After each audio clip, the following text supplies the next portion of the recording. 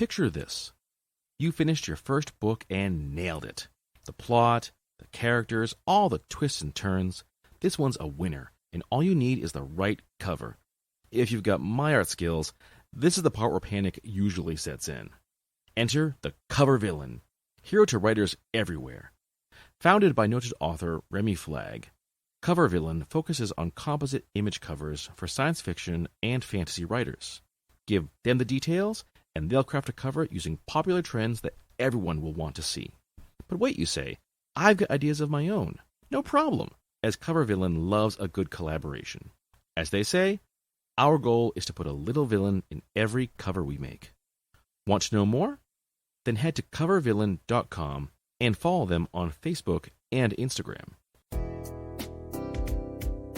Hey everyone, welcome back to Citywide Blackout, your home for music, movies, and more. I'm your host, Max Bowen. In this episode, I'm talking with Atlanta-based singer-songwriter Leah Belle Faser for her debut EP, Crossing Hermes Bridge. This 7-track album includes a lot of personal stories from Leah's life, about relationships gone both right and awry, and the comforts of going back home. Leah also talks about what went into the album and the team she worked with.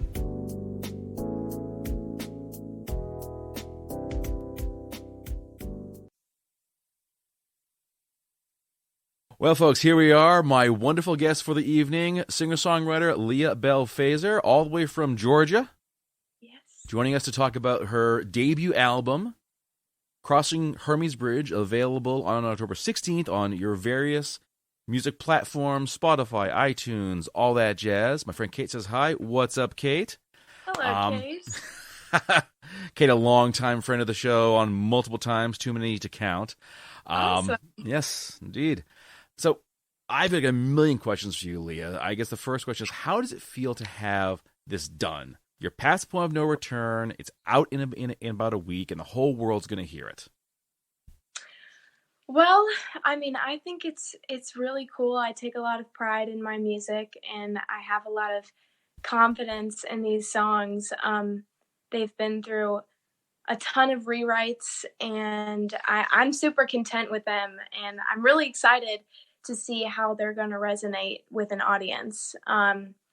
This is the first full kind of album record I've released, so as a body of work, I really love it. These are like my babies. They're my children, my songs, and I can't. So it's definitely interesting. Like you're putting your kids out into the world for feedback, and I'm just excited to see what people think and, if they like it. Any worries or concern about people that they may not like it? Some folks will give you like 5 stars. Some folks might give you 1.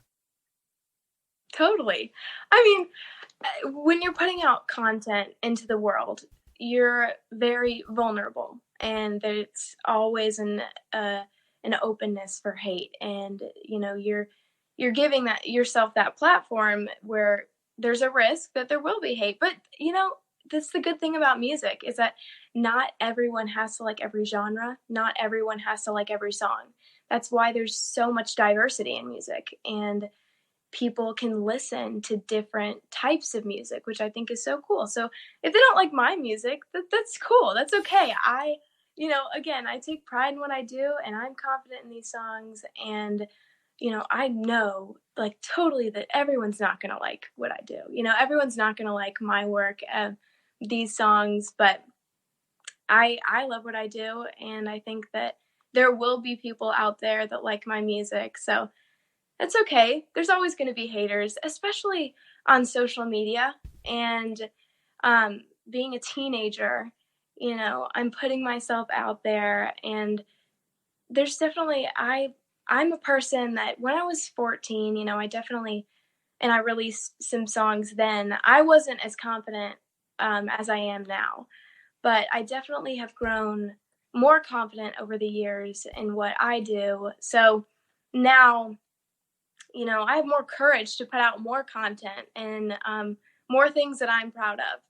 But not only, teenagers, adults, everyone can hate on things, but that's okay. That's a part of life. It is. It definitely is. Now, you spoke earlier about diversity of music, and certainly your sound is very diverse. I definitely get a mix of like some pop, some country, some rock. Do you feel like this is kind of your set style, or are you still growing as an artist? I'm very attracted to pop country and the country music genre.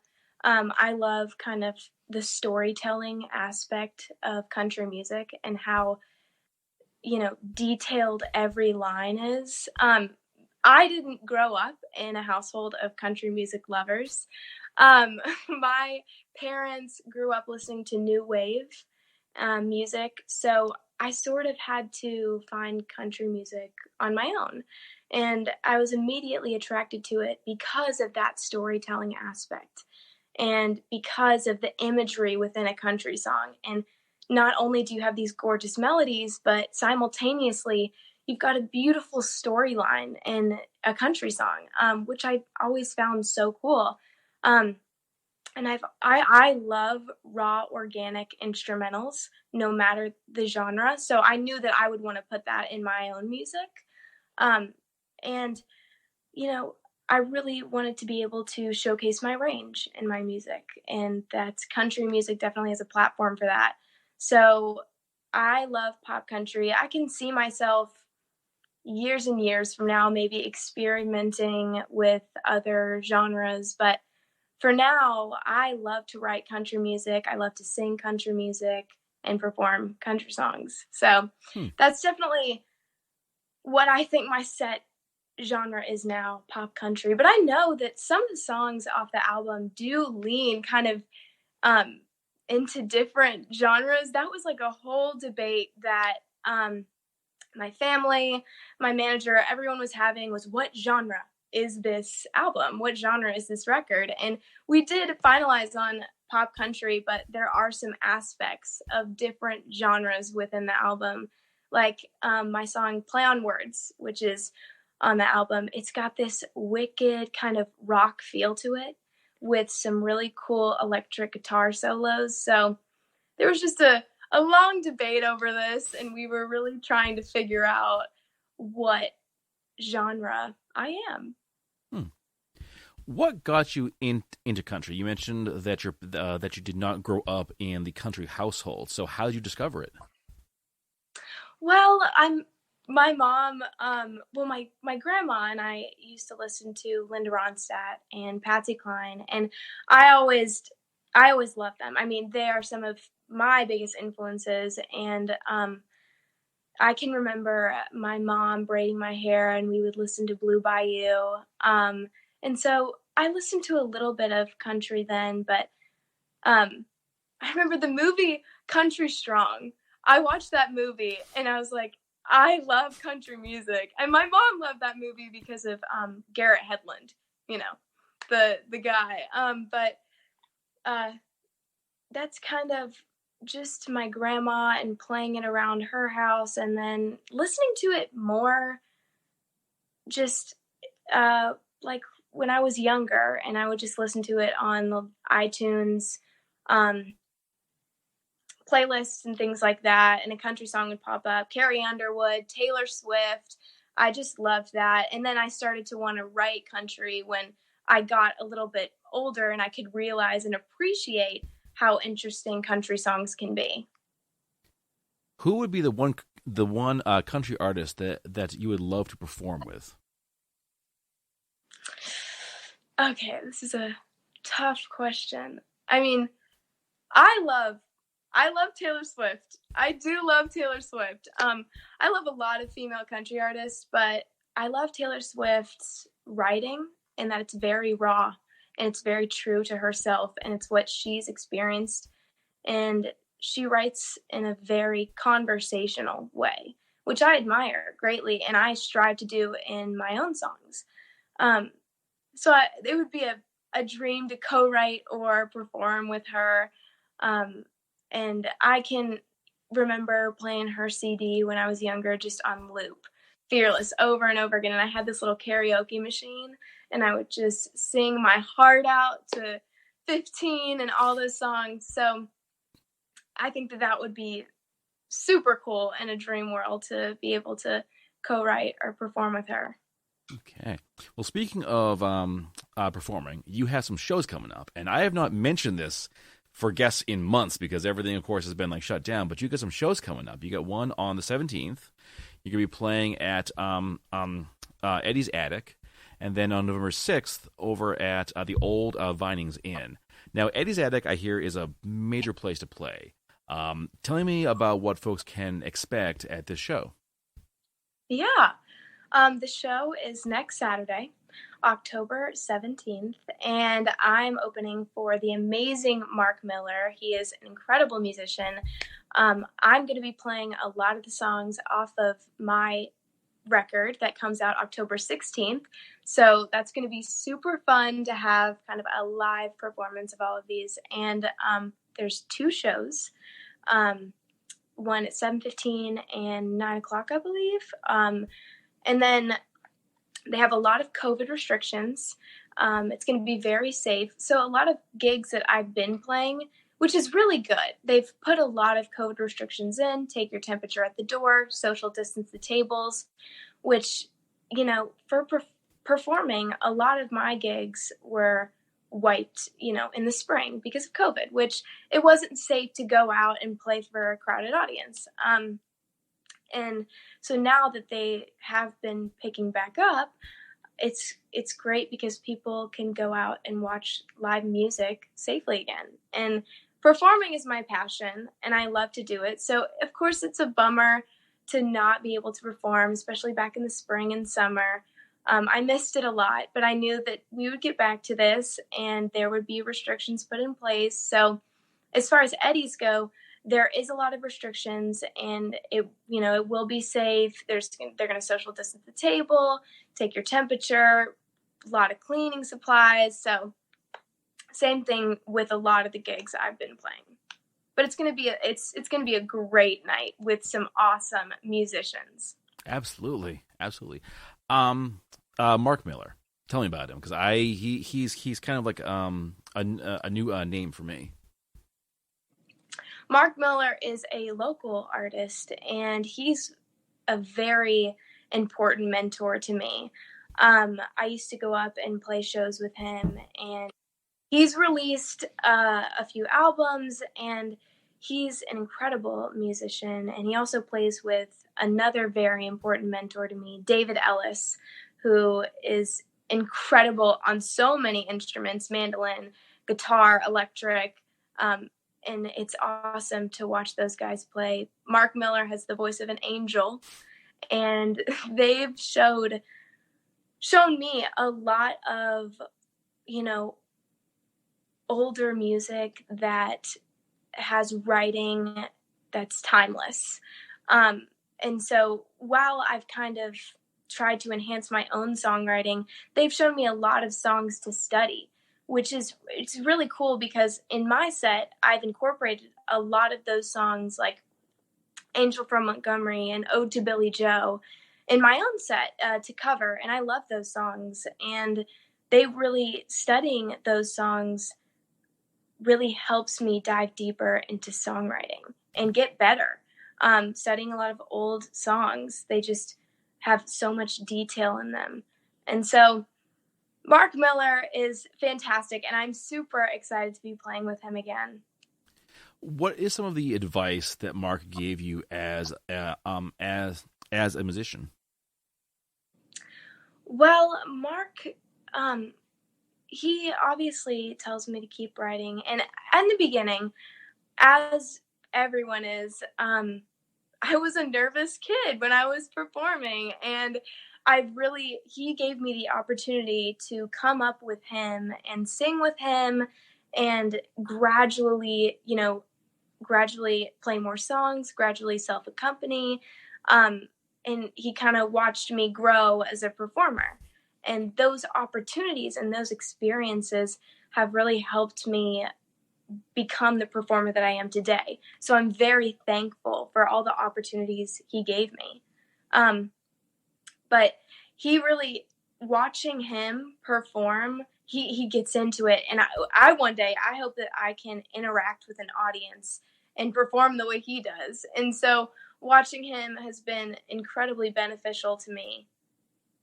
Cool, cool. What was your first show? I'm really curious about that. My first show. Well, okay. I've been my brother and I started off as a duo, and we would play at little coffee houses and festivals when I was younger, and he would play piano and I would sing. I don't even think I can remember the very first show. Um, I've been performing for a long time, but like we used to play little coffee shops and festivals, and I can remember singing.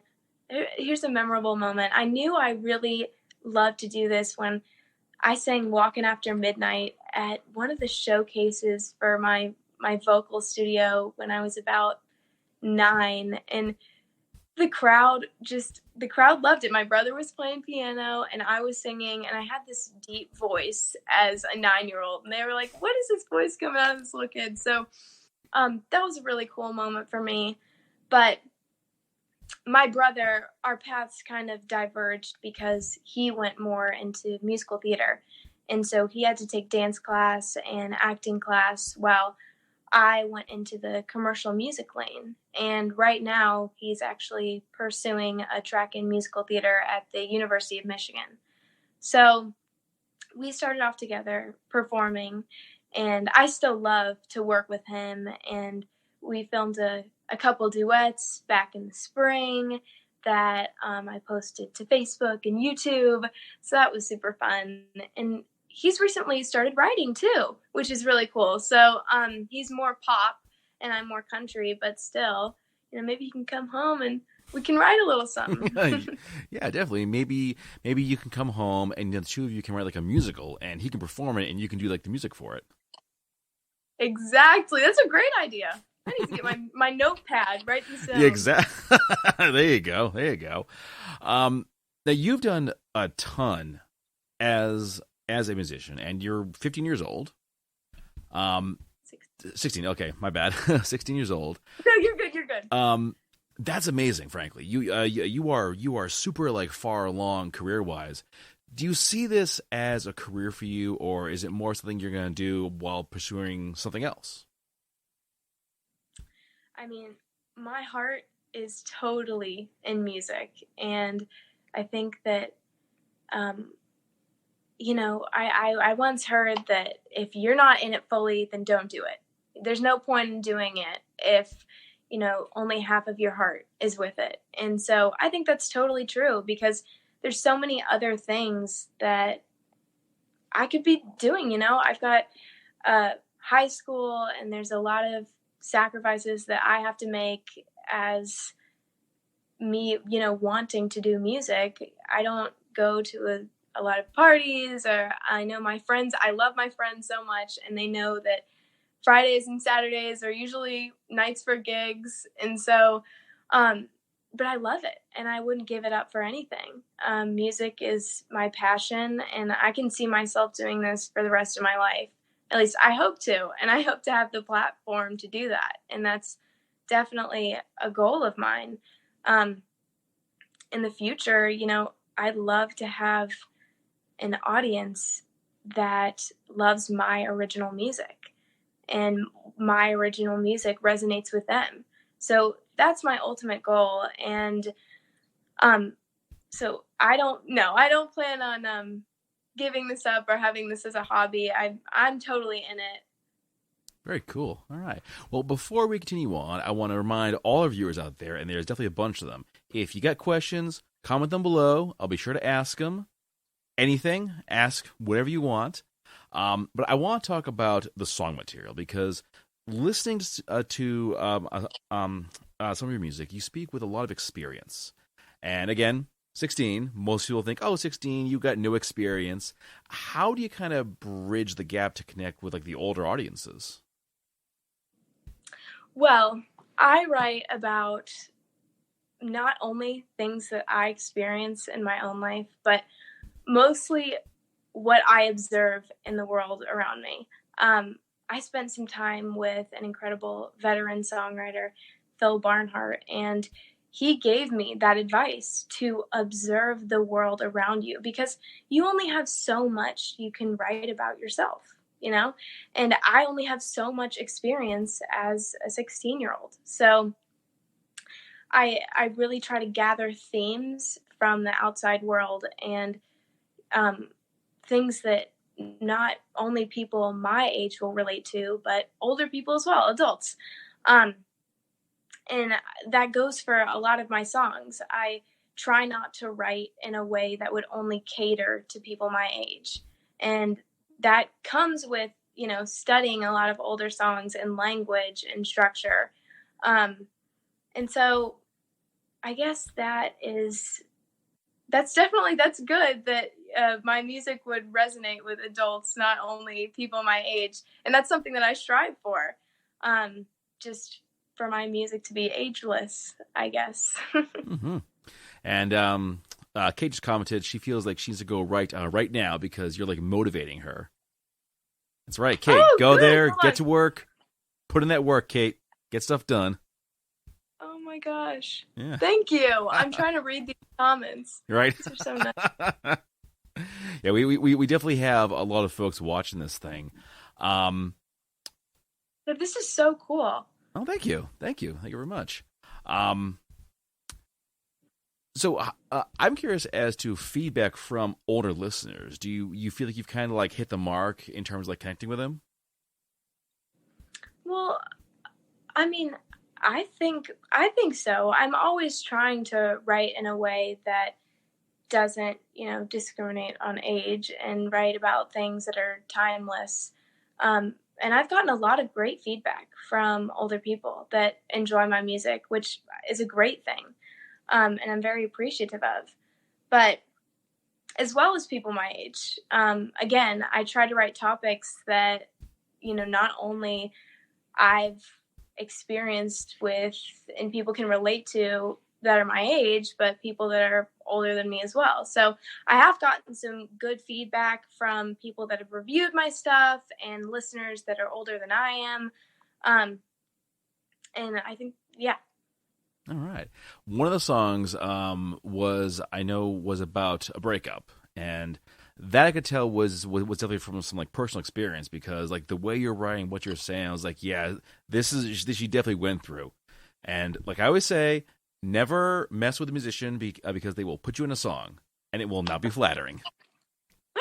Oh my goodness, that's hilarious. Which one are you talking about? I think that was Better Than Mine. I think I could be Right. wrong about that. But yeah, I definitely got that vibe. Like, ooh, that person's maybe regretting their choice now. What I try to do is, when I have an experience, I may not write detailed story of what, occurred that night or something, but I try to write a story that will resonate with everybody. Mm-hmm. And it may not be the overall idea of the song, may be something that happened to me, which is like Better Than Mine, but that story I really tried to write so that people could kind of see it play out themselves. Mm-hmm. And that's such a funny thing. Yeah, I just started dating this guy, and he's super super nice, but if he starts not being nice, might end up in a song. Just kidding. Not really. No, I'm just kidding. But yeah, you're right. What other things do you write about in the music that people will be hearing on Crossing on Hermes Bridge? Well, 3 of the songs are kind of that angsty breakup song. And then 2 of them are about kind of a fairy tale love. And then the other 2 actually have nothing to do with romantic relationships. Like back home, when I was younger, I used to have these big dreams of moving to the big city and living in a high rise and having this amazing job. And as I've grown up, I've kind of realized that maybe that's not my destiny, or that's not what I want. I love the ties to my hometown, and I love my family, and I want to be with them. And so that song is about that feeling. And So that just, I tried to include, diverse topics throughout the album, not just heartbreak songs. Um, that's what I tried to do. But so Back Home is definitely an example of that. And it is kind of an adult ish topic that I tried to write about. Do you feel that going into music the way you have, where you're going like full force, did this change some plans you've like had for yourself personally? Well, I've played fast pitch softball for about 8 years, and I was extremely into it. I was a pitcher. And so when you're a pitcher, all the eyes are on you. And I never thought that pitching and performing would correlate with each other, but pitching really gave me the confidence to be able to perform in front of a crowd and to be able to put myself out there. So I think that is super cool. And while I did, obviously I'm not doing fast pitch as full forced as I was before, I still play for my school team. And um, there are things that I do outside of music as well, even though I'm very, my path is music and I'm very focused on music. Um, I'm very academically inclined as well. And I attend an international baccalaureate program at my high school. Um, and so I love school. And if I'm not writing or studying or playing softball, um, those are kind of the things I do outside of music. I like to play tennis with my dad sometimes. So I do try to doing music and doing this really seriously has given me a lot of time management skills as well. I expect it has. You sound like you've got a lot like on your plate. How do you balance this though to keep from just being like consumed by your work all the time? Well, it's almost music isn't work to me. I just love it so much. It's like I get joy out of doing music. And so it's not a problem for me to spend so much time on music and performing and writing and enhancing my skills. It's something that I really love to do. And while I do have other things to do in the day, I always find time for music. And I always, um, if there's something that I have to do, I do it and I allot time for it. And while there is a lot on my plate, it's given me skills that I will use for the rest of my life, which I think is awesome. Hmm. Yeah, I think definitely as a musician these days, you really have to be like a one man band. You have to be able not only to do your own like music, you have to do some of your own like booking and touring and social media stuff. Um, where do you think you excel at, and where do you think you need to do a little more like work on? Well, I have a great team. I have Todd Elmore, who is with Hubbub Music, who does my management and consulting. And I have Mike Farley, who is my publicist. And my mom helps me with a ton of stuff as well. And I'm so grateful for her. I would not be where I am today without her 100%. Um, she helps me because music, you're right. It is like a one man band. And while people on the outside see, well, you're just putting content out, you're putting music out, there's so much that is behind that. And there's so much work that has to be done before a release, especially with social media these days. And so she helps me with a lot of that and a lot of the stuff that's behind the scenes. But as far as something that I'm trying to work on is I'm trying to cultivate an audience on social media because that is so prevalent today. Um, you know, cultivate followers and put out content. Um, so I think, well, that's just like something that I'm working on. And as far as gigs and bookings, everywhere I can. I'm trying to book things, and there's a lot of things that are going on simultaneously. There's release and for after the release. So I do have some great people on my team though that really help me. And again, with that, there's a lot on my plate. I have you know, a lot of people helping me too. So Actually, I just saw that Todd Elmore just joined the conversation, so he's yes, here now. What's up, hello, Todd? Todd. And big thanks go out to Mike Farley because he's the man who got this whole thing rolling. He's the one who first sent me a press release for the new album back in July, I think. So big thanks to Mike for putting this whole thing together, doing the connections. He's very good at his job. He's Um, awesome, it, and I'm so grateful that they have faith in me and my music. Like that is something that is incredible, and I'm so grateful for that. So thank you guys, Todd and Mike and my mom. definitely, Mom. Always Yes. thank Mom. How did you connect with all these different people? What do you mean? With Todd and Mike and Hubbub Studios. Like, how'd you meet all these folks? Well, I was actually my recording session back in May. Eddie Heinzelman played on the record, and we were talking to him after, and we were trying to find a publicist. And so Eddie referred us to Mike, and Mike referred us to Todd. And so that's, it's like everybody knows somebody else. So that's awesome. And we were also looking for a CD person. So Eddie gave us some great information. And working with Mike and Todd has been absolutely fabulous. And again, they believe in me, which is, anything I could ever ask for. It's great. I need people to believe in the music, and they do. And so they're pushing it out there as much as possible, which I'm very thankful for. But that's kind of how the connection occurred, was Eddie Heinzelman. Nice. Well, thank you, Eddie. Appreciate that. He's a great musician as well. Go check him out. Mm-hmm. You talk a lot about how people believe in you, and listen to you talk. You definitely believe in yourself. I can tell that. But how do you keep that going? How do you sort of fight against any kind of doubts that maybe this isn't going to work, or it won't be good enough, or you'll release the album, it'll be just crickets? No, there's always that risk. And hold on, my thing is there's always that risk.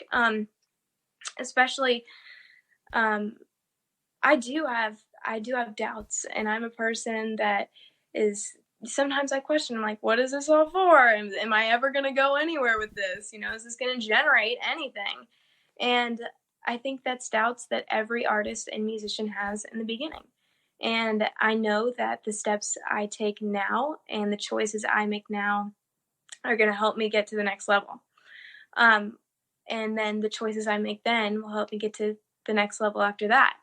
And so I always remind myself of that, because it is kind of an awkward period in my career now. I'm just starting out, and this is a marathon, and I'm on mile 1. So I've just started my journey. So the small victories and cherishing those, and cherishing how it feels after performance or after a gig, and that satisfaction, that's really what keeps me going, because there are a lot of doubts, especially in this stage of my career. There is a lot of, will this ever go anywhere? But I always try to keep myself confident in what I'm doing, and I try to remember all of those small victories, and that I have to do things now that are going to take me somewhere else. Excellent. I know that the name of your album is a bit of a historical reference. I know that it kind of refers to sort of a hero from your hometown named Hermione Alexander. She was a civil rights activist and social justice activist. Blech. Words are tough. But why did you want to reference her for your album title? Well, I think that she's an amazing woman, but also, and Hermes Bridge is actually a blue steel footbridge right near my house. Oh, cool. And so it's like I can walk down there, and there's a plaque that reads, "She built bridges across gulfs of prejudice and injustice," which I think is amazing, especially for now, and for the times that we're in now. But that bridge is significant to me because I used to go over it every day on the way to my old private school that I used to attend. And I wrote the songs off this album in the transitional period when I decided to move to the public high school in my area that had 2,000 kids that I didn't even know. And I didn't know a soul. And so those were all written in that transitional period when I knew that I wanted to move. And it was hard to move schools because I had some lifelong friendships and some of my best friends still go there. But it was sort of a battle of keeping up with the Joneses that I didn't want to do anymore. And I felt like I wanted to take that leap of faith and try something new. And so I wrote these songs in that period of time when I was making the decision to not cross Hermes Bridge anymore and stay in my area. Hmm. How do you think music can build bridges, especially now when things are just so divided? You're either on one side or the other. How do you feel like music can sort of help bring folks together? Well, I think the coolest thing about music is that it doesn't matter who you are, what race, gender, ethnicity, you know, how rich or poor, it doesn't matter. Everyone listens to music and everybody listens like it doesn't matter how different you are, you both could be listening to the same song, which there's no discrimination in music, which I just think is so cool to me. And that's why I love music, because it brings people together. When you're meeting someone and you ask, well, what's your favorite song? What's your favorite artist? That's like a bonding moment between people, which is awesome. And it's a way to connect with people, music. It's a way to connect with people that live far away, that live close to you. And bonding over music, I think, is awesome. You're right about that. Definitely, like, what's your favorite band? Just opens the door basically, and before you know Right. it, this person who's a complete stranger is all of a sudden like your best friend. Exactly, because y'all share something in common and you can talk about it. And music is so interesting, and you can talk about that artist's music and that you both love them and dive deep into the what's this song really about, which is, I think, is so cool. Mm-hmm. What's your plans for next year?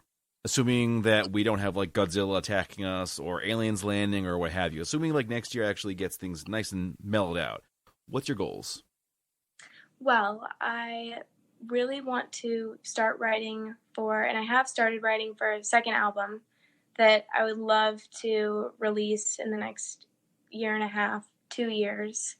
I really want to cultivate that audience on social media, and that's a goal of mine, to build up my social media. And I've got some gigs, and actually just got the music video for one of my songs off the album called Secondhand Store, and it's super upbeat. It's the most upbeat song on the album, and the music video is incredible. I'm really excited for everyone to see it. The cinematography is absolutely fantastic, and so we're working on a release for that. Tomorrow, I'm actually recording a Christmas song. So I love Christmas Yep. songs. Nice. I'm really excited about that, which will release later this year or around Christmas time. So that's going to be super fun. And I just want to, in the next year, I want to be able to write, enhance my skills as a writer, enhance my skills as a guitarist and a performer, hoping things open back up and see where that takes me. I saw the music video for Better Than Mine, which I thought was amazing stuff. Great quality. Did you help to choreograph that? Did you kind of have in mind what you wanted this to look like? Well, the director, Linda Lopez, who is incredible, she really had something in mind, and we were filming it in DeLand, Florida. And believe it or not, it was like 103 degrees. it was Oh, so jeez. it was so hot.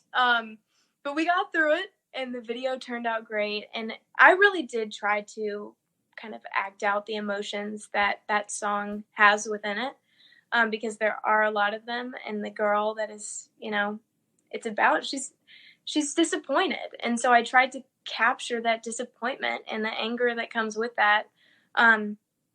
So from an acting standpoint, I did try to achieve that. But as far as the location, Linda really had that set into place, and she had some great ideas, and it really turned out great. I'm very happy with it, and it's something that I'm very proud of. And yeah, that's I really did try to capture the acting portion. I can remember I did auditions back in the day, film and television, when I was like 10 and 11, because my brother used to do it, and he was really into film and television. And so I tried to take some of the things that I learned from that and put it into the video. So it did benefit me. Who knew? Nice. Very cool. Hey, you never know. You never Right. know like what you're going to do that's going to help you like down the road. I want to play a bit of like a what if game. You can perform wherever you want to. What's your one spot that you absolutely want to perform at some point in your career? So I haven't been to any of the Madison Square Garden or anything like that yet. Obviously, I think that any performer would absolutely die to perform any big arena. But I recently saw Little Big Town pre-COVID, early March, and they performed at the Fox Theater, and it was awesome. And I love Little Big Town so much, and they were performing Nightfall, which is their most recent album, and it was so cool. So I think that probably the Fox Theater would be a very cool venue to play at. But at the same time, I love the small places too. My fondest memory of performing is when I was up in Asheville, North Carolina, for my mom's birthday, back in February, and we happened upon this place called Asheville Guitar Bar, and they were having a songwriter night, and so I performed a few of my songs, and then I closed it out with Angel from Montgomery by the amazing late John Prine. And the whole crowd was very intimate, but the whole crowd started singing in 3-part harmony, and they knew all the words. And it almost moved me to tears, because it just showed me how that song resonated with those people, which is what ultimately I would love for my music to do as well. And so it was an intimate venue, but it was very, very, very special to me. All right. All right.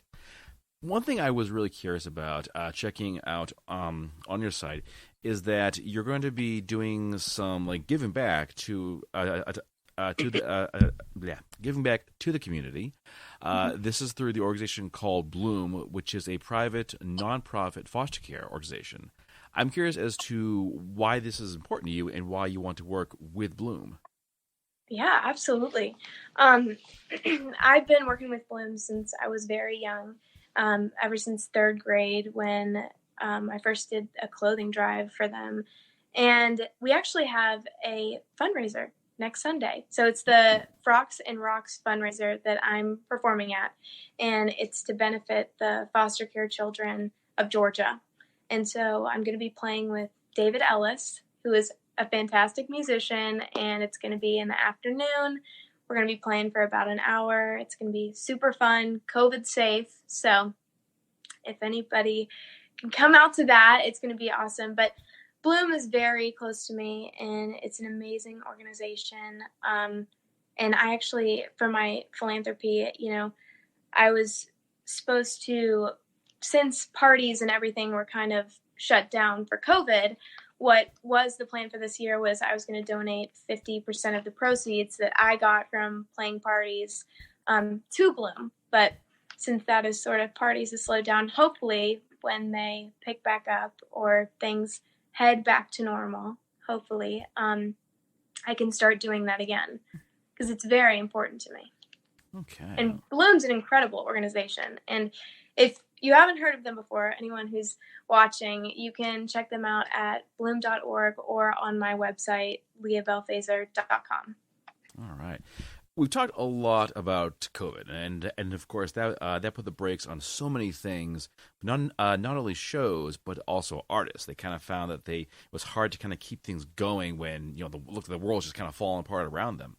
But my question to you, Leah, is how did you keep the creative energy flowing with everything just kind of come to this grinding halt? Yeah. Although COVID has been horrible for the country and over 200,000 lives lost, which is it's horrible. There were some, for me, I had a lot of beneficial things come out of COVID.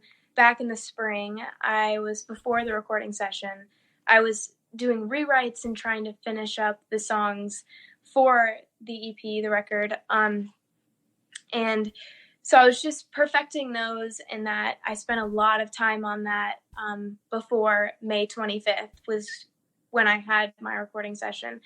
And that was in Nashville at the Insanery with Casey Wood.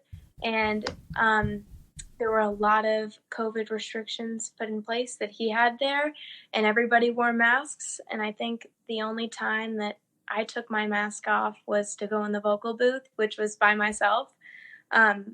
And it was kind of the initial session back for a lot of the musicians and for Casey. So it was kind of the test run. And to my knowledge, everything went off great. Nobody got sick, and we got to record an awesome album. But, and so after that, I had a lot of gigs that were lined up for the summer and also in the spring, and those did get canceled. But I really spent that time trying to enhance my songwriting and enhance my guitar skills and get better at that. Just working on that every day really helped me. And because things were canceled, I did have a lot of time to do that. I had a lot of time to focus on that, which it was great for me. But I know COVID has been terrible for so many people. And it's very horrible, but it did have some, I did, get to spend a lot of time in music during the quarantine, as well as social media.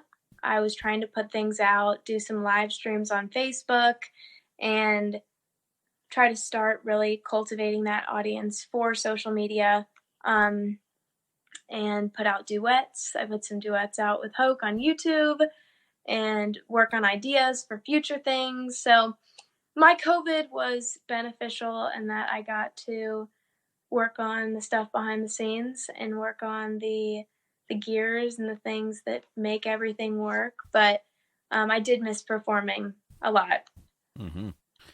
All right. Well, Leah, thank you so much for talking to me. I've really enjoyed this. And folks, October 16th, Crossing Hermes Bridge, the big day. It's out on all your streaming platforms. Pre-save it, pre-order it, and if you are in the area of Eddie's Attic, October 17th, you know where you're going to be. 7 o'clock, Leah will be performing along with the wonderful Mark Miller. If you don't know, now you know. Check this out. And then on the 6th, this is from 8 to 10 p.m. at the Old Vinings Inn in Decatur, Georgia. And for more information, check everything out at Leah Belle Faser. That's LeahBelleFaser.com. You'll find everything you need right there. And Leah, thank you so much. It's been great talking to you. Thank you so much for having me. This was awesome. Hey everyone, Max Bowen from Citywide Blackout here. Well, it's that time of the year again. In just a few months, the annual Rhode Island Author Expo returns. This event brings together more than 100 authors from all genres. Now, this year will be a lot different, because like so many other events, they decided to cancel the physical one in the interest of public safety. But that doesn't mean the show doesn't happen. In fact, this year it's going all virtual, with panels, author coffee couches, and a whole lot more. And what's more, I'll be the MC of this wonderful event.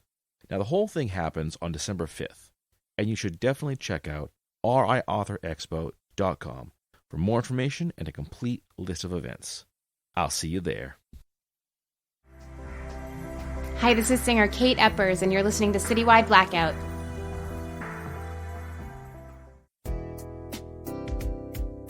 All right, folks, that brings this episode to a close. You can follow the show on Facebook under Citywide Blackout and Twitter and Instagram under Citywide Max. Listen to the show on Podbean, Spotify, Apple Podcasts, Amazon Music, TuneIn, and every Saturday at 10 p.m. on Boston Free Radio. To close things out, I've got 2 tracks from Crossing Hermes Bridge, Better Than Mine, followed by Back Home.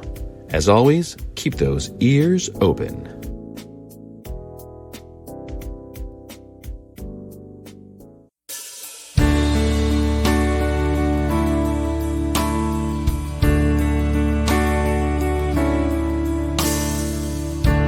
I'm standing here at the corner of 3rd and Lindsay, and I'm staring out at a bar that used to be ours.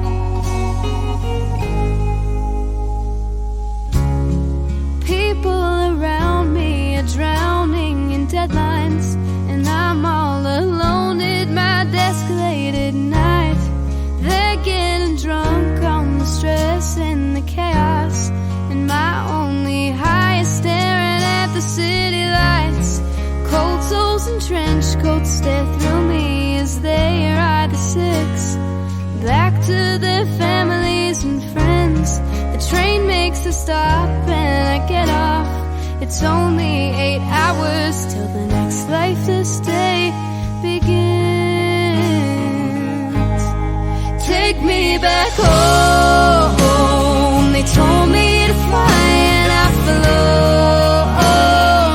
I need the place where the girl at the drugstore knows my name by heart, remembers the items in my shopping cart.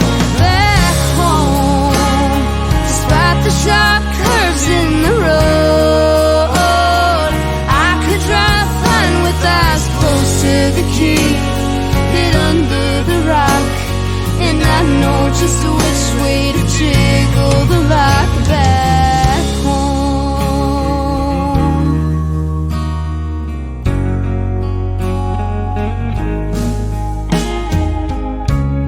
They told me to reach for the stars, but they're a lot farther than I ever thought they'd be. And I'm disconnected from all that's familiar, from all that I love still tethered to me. They call me for all of the updates. I smile through the phone and tell them that everything's fine. The grilled cheese at the diner is never as good as the one Dad made me on a Sunday night. Take me back home. They told me to fly and I flown. I need the place where the girl at the drugstore knows my name by heart, remembers the items in my shopping cart. Back home, across the blue bridge down the road, I could drive fine with eyes close to the key, hid under the rock, and I know just which way to jiggle